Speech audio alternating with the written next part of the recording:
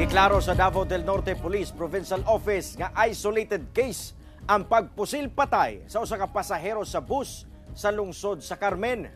Sumala ni Police Lieutenant Colonel Jeffrey Latayada, officer in charge sa Davao del Norte Police Provincial Office, sa pakighirabi sa GMA Super Radyo Davao. Walay angayang kabalakan ang katawhan kay isolated lang ang kaso o ginapaningkamutan na sa kapulisan nga masulbad ang krimen.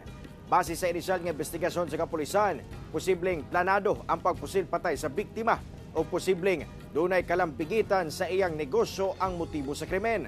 Sumala sa opisyal, ang 54 anyos nga biktima o sa kanegosyante o nanag-iya o gamay nga mining company.